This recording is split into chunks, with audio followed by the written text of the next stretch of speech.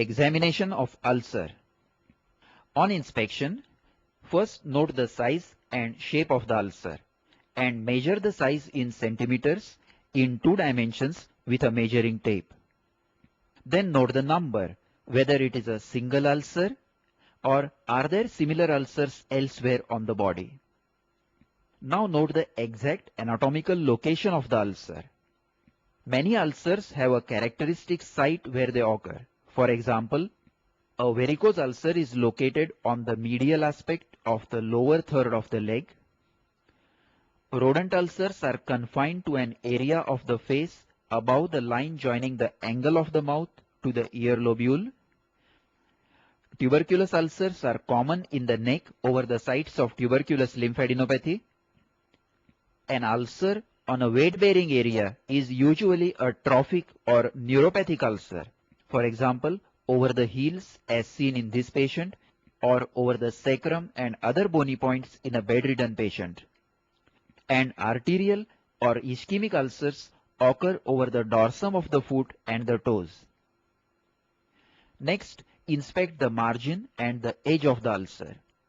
Margin is the skin border or transitional zone of skin around the ulcer. That is, it is the line demarcating the ulcer from the intact skin. There are 3 types of margin. A healing ulcer shows a typical bluish line of growing epithelium, which is squamous epithelium without cornification, hence looks bluish.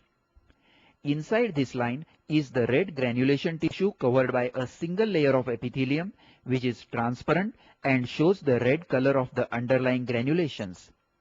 And outside is the white zone of newly cornified epithelium. So, the margin of a healing ulcer shows 3 lines, outer white, then blue, and inner red. A spreading ulcer shows a red, inflamed, and irregular margin with inflamed surrounding skin.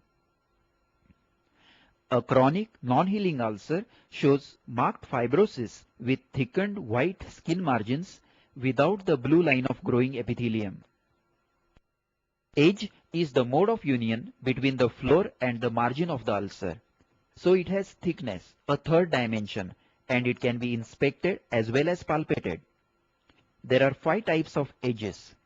Sloping edge of a healing ulcer, punched edge of a trophic ulcer, undermined edge of a tuberculous ulcer, raised and everted edge of a malignant ulcer, and raised but not everted edge of a rodent ulcer.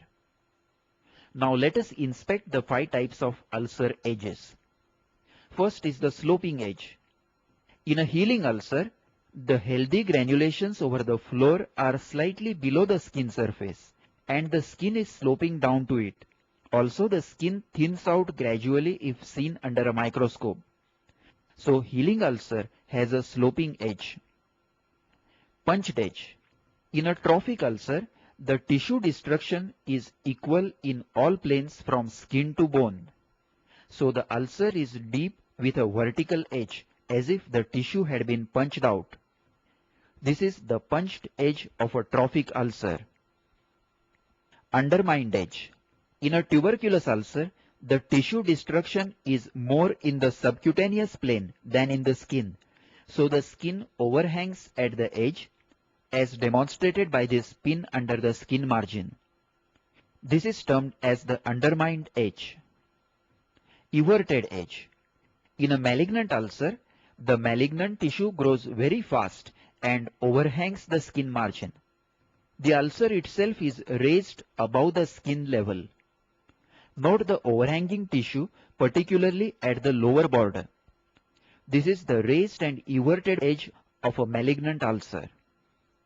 Lastly, this is the slightly raised but not everted edge of a rodent ulcer, which is a slow-growing malignancy.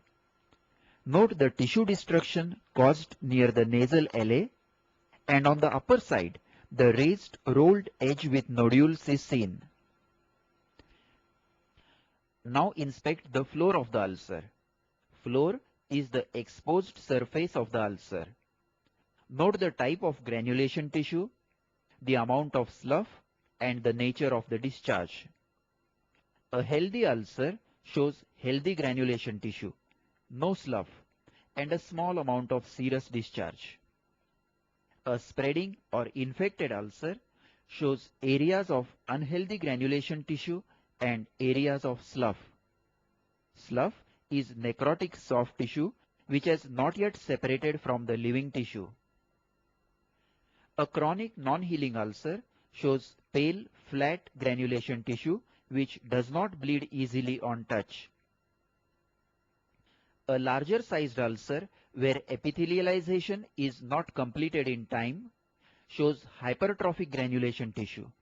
Note these exuberant granulations rising above the surface of the skin. This is also termed as proud flesh and is accompanied by excessive serosanguinous or purulent discharge. Lastly, inspect the surrounding area. If the ulcer is spreading and infected, the surrounding skin is shiny, red and edematous due to cellulitis. Note the shiny red skin around this ulcer where the ulcer itself is covered with slough. Dark pigmentation and eczema surrounding the ulcer is typical of varicose ulcers, that is ulcers associated with varicose veins. Multiple scars and puckering of the skin surrounding an ulcer in the neck are suggestive of tuberculous ulcers. Hypopigmentation of surrounding skin is common in non-healing ulcers. An ulcer within a large scar suggests the possibility of a Marjolin's ulcer. Note the extensive scars of burns which the patient had suffered from in childhood 30 years back. To revise, first note the shape and measure the size of the ulcer. Then note the number and exact anatomical location of the ulcer. Then inspect the margin and the edge of the ulcer. Inspect the floor for granulation tissue, slough and discharge. And lastly, inspect the surrounding skin. Now let us proceed to palpation. First, palpate the surrounding skin for temperature and tenderness. Then wear gloves and palpate the ulcer, its edge, floor and the base. And lastly, test the fixity of the ulcer to the structures in its base. Begin the palpation by noting the temperature of the surrounding skin, palpating with the back of the fingers and comparing with the opposite normal side. Then note the tenderness over the surrounding area. Warmth and tenderness are suggestive of inflammation seen in acutely inflamed and spreading ulcers. Now palpate with a gloved hand over the edge and floor of the ulcer. The edge is barely distinguishable in a healing ulcer. In a non-healing ulcer, it has a firm feel due to fibrosis, while in a malignant ulcer, the edge is hard. Now palpate the granulation tissue over the floor and note whether it bleeds on touch. A healthy granulation tissue shows pinpoint hemorrhagic spots, while a malignant ulcer may bleed profusely as seen in this epithelioma over the scalp. If there is slough over the floor, note whether the slough is attached loosely or firmly. Now palpate through the floor to note the consistency of the base and to note the underlying structure, whether it is a muscle, a fascia or a bone. Base is the tissue on which the ulcer rests. If the ulcer is small as seen here, pinch it up and palpate the base between the fingers. But if the ulcer is large, the base has to be felt over the floor of the ulcer with gloved fingers. All chronic ulcers will have a firm base due to fibrosis, but a hard feel or a marked induration should raise the suspicion of malignancy. Now try to move the ulcer side to side in two different directions and note whether it is fixed to the underlying structures. Note the reduced mobility in this malignant breast ulcer. If the ulcer is over a muscle mass, in this case the pectoralis major, ask the patient to contract the muscle and test the mobility again over the contracted muscle at right angles to the direction of the muscle fibers. Note how the ulcer becomes fixed when the pectoralis major is contracted. Reduced mobility implies fixity to the underlying muscle. This is the mobility test. To revise, first palpate the surrounding skin for warmth and tenderness. Then wear gloves and palpate the edge, the floor, and then through the floor the base of the ulcer. Then move the ulcer from side to side and test its fixity to the underlying structures. After completing the local examination of the ulcer, proceed to the focal examination. First, palpate the regional lymph nodes. Then examine the state of the arteries, veins and nerves depending on the type of the ulcer. And lastly, test the movements of the joints in the vicinity of the ulcer. Start with the palpation of the regional lymph node groups. This is a malignant breast ulcer. Here the lymph nodes are hard, non-tender and discrete. If the ulcer is acutely infected, the lymph nodes will be enlarged and tender. If the lymph nodes are matted and non-tender, then suspect tuberculosis. If the regional lymph nodes are palpable, then palpate the higher group of lymph nodes also. Next, examine the related vessels and nerves. If the ulcer is situated in the lower half of the leg, ask the patient to stand and look for varicose veins. Examine the long and short saphenous veins and also look for scattered and irregular varicosities which are more commonly associated with varicose ulcer. If varicose ulcer is suspected, also test for deep vein thrombosis by testing calf tenderness, Hohmann's sign and Moses sign. For every ulcer anywhere on the leg, foot or over the hands, palpate all the related arteries on both sides to rule out vascular disease and arterial insufficiency. In particular, if the ulcer is located over the tips of the fingers or toes or over the dorsum of the foot, then a detailed examination of the vascular system must be done. Then test the sensations of the skin surrounding the ulcer using a sharp pin.